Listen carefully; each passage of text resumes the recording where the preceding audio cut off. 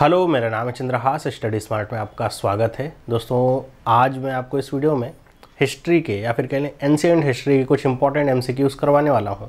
तो आपको पता है हिस्ट्री बहुत इंपॉर्टेंट पार्ट है। आप कोई भी एग्ज़ाम दे रहे हो, चाहे वो आरआरबी एनटीपीसी का एग्ज़ाम हो, चाहे एसएससी के सारे भी एग्ज़ाम हो, और आगे इसको ध्यान में रखते हुए कि हो सकता है सीईटी अगर आए तो उसमें भी इम्प्लीमेंटेशन हो जीएस सेक्शन का, तो ये हर एक एग्ज़ाम के लिए इंपॉर्टेंट हो जाएगा। तो यहाँ से हम एक सीरीज ये स्टार्ट कर रहे हैं जीएस की, और मुझे उम्मीद है कि आपके लिए बहुत ज़्यादा बेनिफिशियल होने वाली है। तो चलिए स्टार्ट करते हैं। हम क्वेश्चन बाय क्वेश्चन देखेंगे, एमसीक्यू क्वेश्चंस देखेंगे। उसके अलावा उससे रिलेटेड अगर कुछ और बातें आपको जाननी चाहिए तो वो भी मैं आपको साथ साथ में बताता रहूँगा। तो स्टार्ट करते हैं और पहले क्वेश्चन से। तो पहला क्वेश्चन हमारा क्या है? पहला क्वेश्चन लिखा हुआ है कि वो गुप्तोत्तर काल में जो विश्वविद्यालय प्रसिद्ध हुआ वो कौन सा था। मतलब जो पोस्ट गुप्त एरा में विश्वविद्यालय प्रसिद्ध हुआ था उसका नाम क्या है। तो ज़्यादातर आप वैसे देखते हैं तक्षशिला का नाम आप समझते हैं, लेकिन इसका जो सही आंसर है वो कौन सा है? नालंदा। नालंदा जो विश्वविद्यालय है ये गुप्तोत्तर काल में बहुत ज़्यादा प्रसिद्ध हुआ था, ये अपने चरम पे था। और वैसे तो ये एग्जैक्टली नहीं पता है कि इस विश्वविद्यालय को किसने स्थापित किया, लेकिन कहा जाता है कुमार गुप्त के बारे में कि उनके समय में इसकी स्थापना हुई और उनके समय में ये चरम पे अपना पहुंचा था। तो बहुत ही एक बड़ा विश्वविद्यालय था, मतलब रेजिडेंशियल विश्वविद्यालय था जहाँ पे लोग आकर के रहते थे, और जो बुद्धिस्ट या बौद्ध की जो शिक्षाएं होती हैं वो वहाँ पे प्रदान करी जाती थी। प्रमुख केंद्र था, वैसे तो सारी शिक्षाएं प्रदान करी, वो प्रमुख केंद्र था। अगला सवाल देखते हैं। लिखा हुआ है Banabhatta was the court poet of which emperor.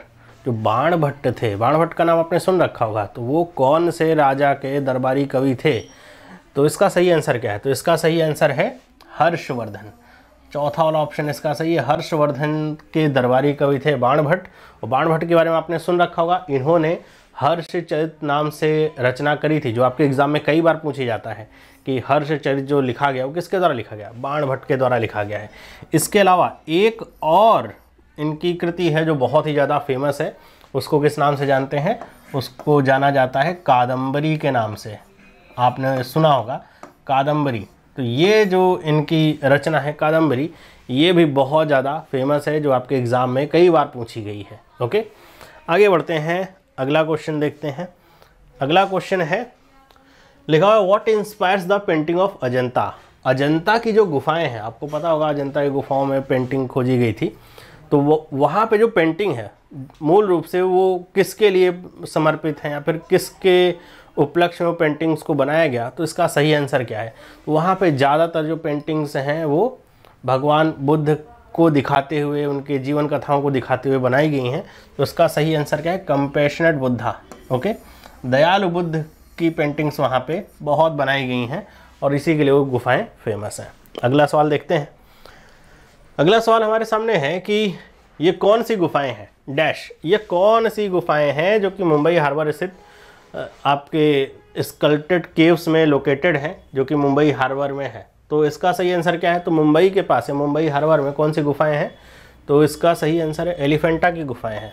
Elephanta का नाम आपने सुन रखा, अजंता, एलिफेंटा, एलोरा, ये सब केव्स बहुत ज़्यादा फेमस हैं। यूनेस्को वर्ल्ड हेरिटेज साइट का भी एक हिस्सा है। तो ये गुफाएं एलिफेंटा केव्स हैं जो मुंबई के पास हैं। ओके, आगे बढ़ते हैं, अगला क्वेश्चन देखते हैं। अगला क्वेश्चन है कि the famous rock cut temple of Kailasha is at. अब देखो, कैलाश जो मंदिर है, कैलाश जो मंदिर है, इसको लेकर के दो तरह के सवाल बनते हैं। दोनों ही मैंने यहाँ पे कवर कर रखे हैं, क्योंकि एक तो आपका आता है कि ये रॉक कट टेम्पल, और ऐसा रॉक कट टेम्पल जो सबसे कह सकते हैं बड़ा है, इससे बड़ा रॉक कट टेम्पल नहीं है। और ये रॉक कट टेम्पल कैलाश नाम से है, आपको समझ में आ रहा है कि भगवान शिव का ये मंदिर है। ये कहाँ पे है ये आपसे पूछा गया है। तो इसका जो सही आंसर है वो है एलोरा। एलोरा में बना हुआ है ये rock cut temple. Okay, Ellora में 34 गुफाएं हैं, तो 16वां जो है वो यही है। और वहाँ पे एलोरा में हिंदू, बुद्ध और जैन तीनों ही धर्मों की वहाँ पे मूर्ति कलाएँ पाई जाती हैं एलोरा की गुफाओं में, और उसमें से 16वें नंबर पे आता है और सबसे बड़ा है ये। ओके, इसी से एक और सवाल है कैलाश टेम्पल से ही, वो हम आगे देखेंगे।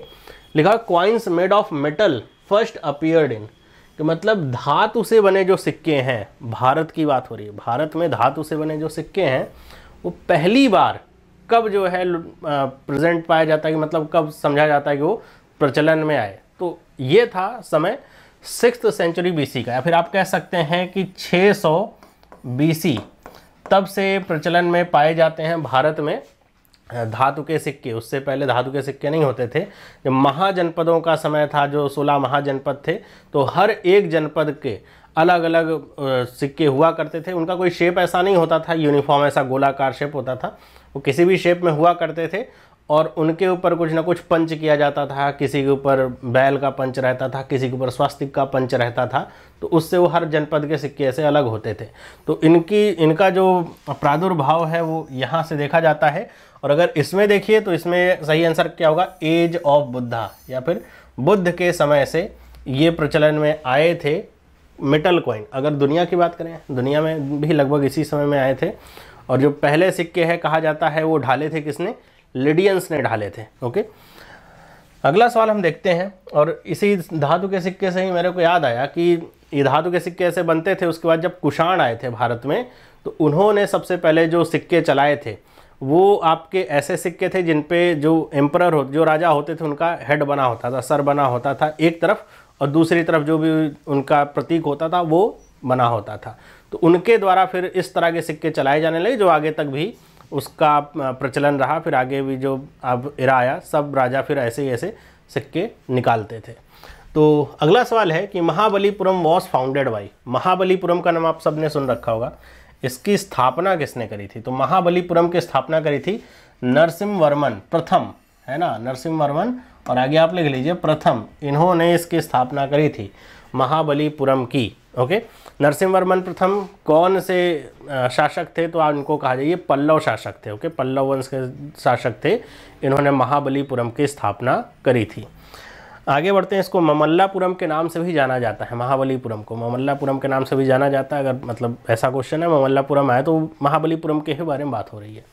लिखा हुआ है the rathas of Mahabalipuram was built during the reign of, कि जो महाबलीपुरम के रथ हैं वो किसके शासन के दौरान बनाए गए थे? तो सीधी सी बात है, महाबलीपुरम की स्थापना मैंने आपको बता ही दिया, तो पल्लव वंश का जब शासन था तब इसको बनाया गया था। सीधी सी बात है। आगे बढ़ते हैं अगले सवाल पे। अगला सवाल क्या है? लिखा हुआ the Kailashnath temple, Shiva temple at Kanchipuram containing sculpture with the painting in the inner wall was built by. अब देखिए, ये जो कैलाशनाथ मंदिर है, एक वो कैलाश मंदिर था, रॉक कट कैलाश टेम्पल था, ये कैलाशनाथ मंदिर है। दोनों मंदिर अलग अलग हैं। वो कहाँ पाया जाता है, ये कहाँ पाया जाता है, ये कई बार कंफ्यूजिंग हो जाता है। ध्यान में रखिएगा, ये कांचीपुरम का कैलाशनाथ मंदिर और कैलाश टेम्पल है। तो कैलाशनाथ मंदिर को पूछा जा रहा है किसने बनवाया था कैलाशनाथ मंदिर को? तो कैलाशनाथ मंदिर को बनवाया था नरसिम्हवर्मन द्वितीय ने।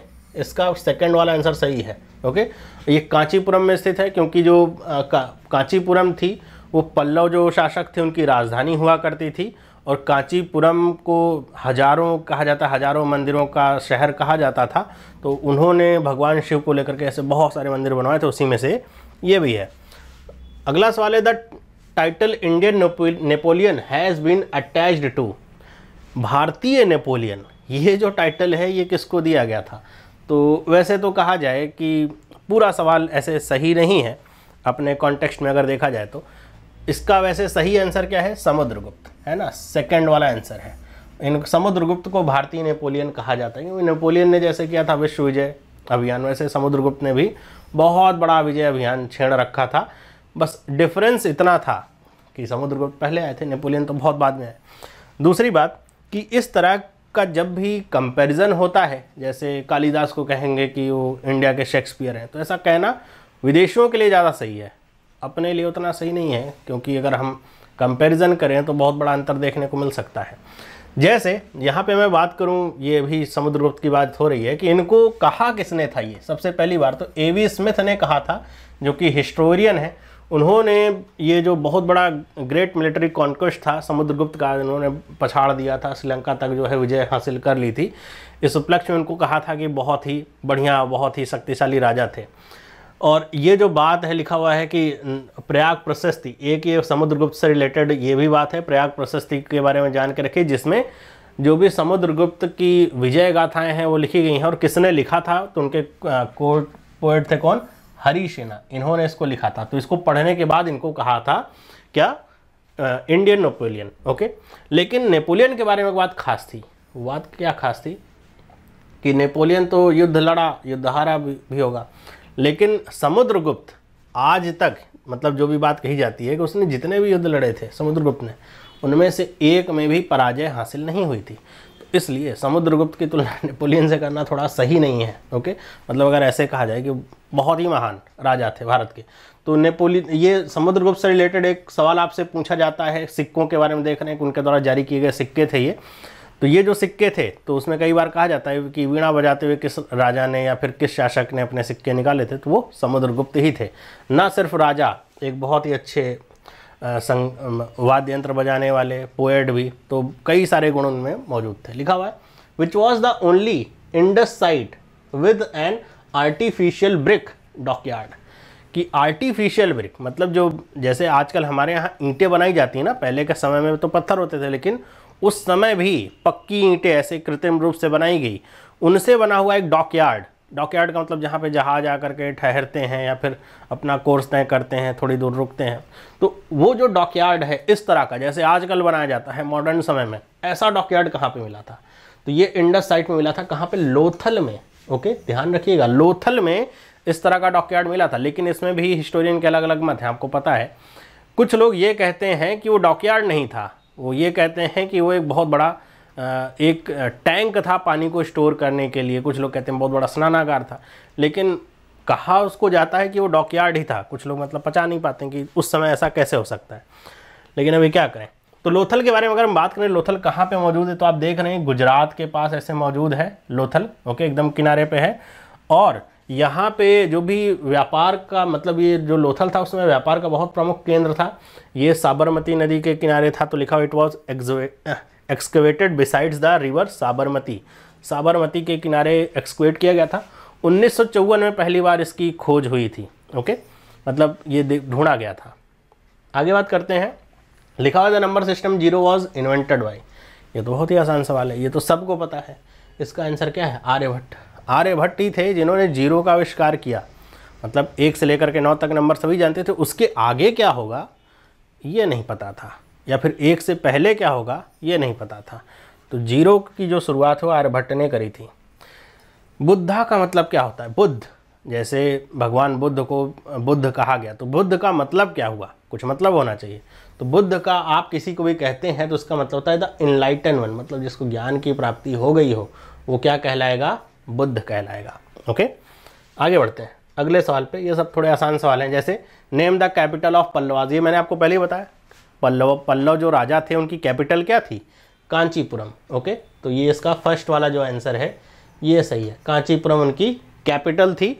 और अगर हम बात करें कांचीपुरम की ही, तो कांचीपुरम को देखिए लिखा हुआ है कि served as the capital city of Pallavas kingdom from 4th to 9th century. 4 शताब्दी से 9वीं शताब्दी तक ये कैपिटल के रूप में रही थी। और इसको कहा जाता है सिटी ऑफ 1000 टेम्पल, मतलब बहुत सारे यहाँ पे कांचीपुरम में टेम्पल हैं। ओके, कांजीवरम के नाम से भी इसको पुराने नाम से जाना जाता है। लिखा हुआ name the clan Buddha belongs to. भगवान बुद्ध जो थे वो कौन से कुल के थे? तो उनका कुल क्या था? शाक्य। ये तो पता होगा आप लोगों को। चौथा वाला आंसर है, बड़ा ही आसान सवाल है। भगवान बुद्ध को लेकर के, या बुद्ध और जैन जो धर्म है उनको लेकर के एग्जाम में अगर एंशिएंट हिस्ट्री से बात करें तो बहुत सारे क्वेश्चंस आते हैं, जिनमें से एक क्वेश्चन ये भी है कौन से कुल को बिलोंग करते थे, पिता का नाम क्या था, माता का नाम क्या था, ऐसे क्वेश्चंस भी रहते हैं।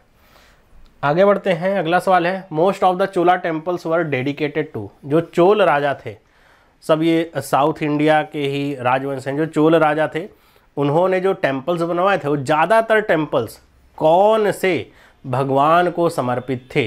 तो जो चोल राजा ने टेम्पल बनवा रखे थे, ज़्यादातर जो टेम्पल्स थे वो भगवान शिव को समर्पित थे। तो सेकंड वाला इसका सही आंसर है। ओके, आपको इसी आंसर से समझ में आता होगा कि जब पुराने समय की अगर हम बात करें, मतलब बहुत साल पहले, आज से 6ठी शताब्दी 7वीं शताब्दी, तो जो राजा हुआ करते थे, जैसे अभी हम बात करें पल्लव राजाओं की, तो पल्लव राजाओं ने एक बहुत बड़ा भूभाग जीत रखा था, है ना।